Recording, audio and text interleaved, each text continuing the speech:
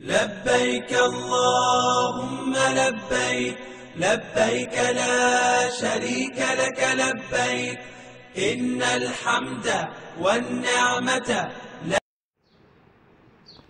بسم اللہ الرحمن الرحیم نحمدہ و نصلی علی رسولہ الکریم اما بعد۔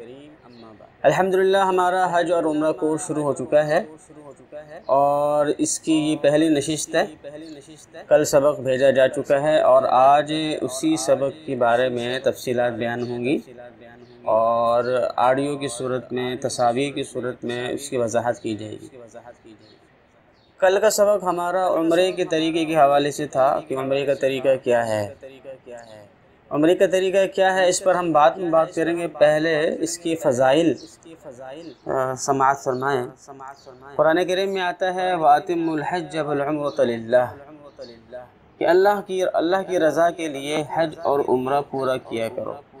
اس آیت میں جس طریقے سے حج کرنے کا حکم دیا گیا ہے، ویسے ہی اس میں عمرہ کرنے کی بھی تاکید معلوم ہوتی ہے کہ عمرہ ایک مؤکد اور ایک عظیم عمل ہے، تبھی اس کو پورا کرنے کا حکم دیا ہے۔ امام ابو حنیفہ رحمہ اللہ فرماتے ہیں کہ جب ایک آدمی عمرہ شروع کر دے تو اس کو پورا کرنا لازم ہو جاتا ہے۔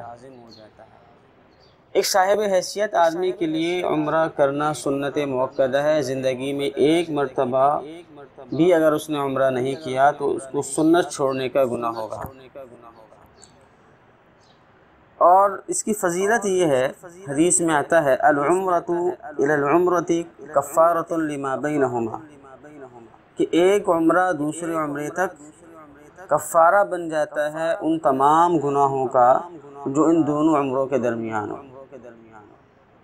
معلوم یہ ہوا کہ جب ایک آدمی عمرہ کرتا ہے تو اس کی وجہ سے اس کے گزشتہ تمام گناہ معاف ہو جاتے ہیں۔ البتہ علماء کرام فرماتے ہیں کہ صغیرہ گناہ مراد ہے، کہ صغیرہ گناہ معاف ہوتے ہیں۔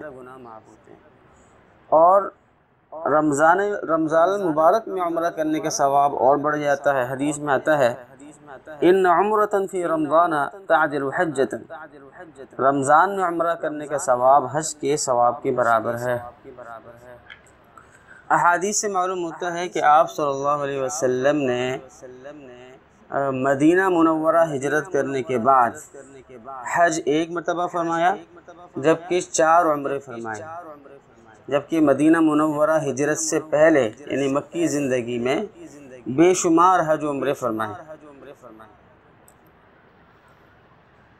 اور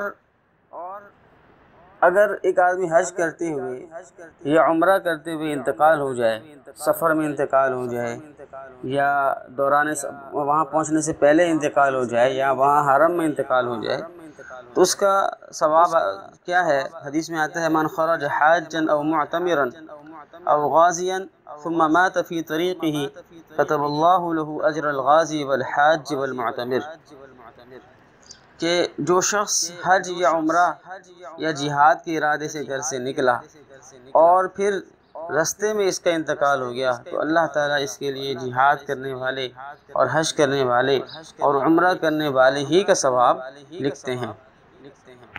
تو یہ کچھ فضائل تھے، جو عمرے کے حوالے سے کچھ فضائل تھے اور مزید بھی اس کی فضائل احادیث میں موجود ہیں۔ فی الحال ہم نے ضروری سمجھا کہ کچھ فضائل بیان کر دیے جائیں عمرے کے حوالے سے۔ حج کے فضائل انشاءاللہ حج کے طریقے میں بیان کیے جائیں گے۔ یہ ہماری پہلی آڈیو ہے اور اب اگلی آڈیو میں آپ کو عمرے کا طریقہ انشاءاللہ سمجھایا جائے گا۔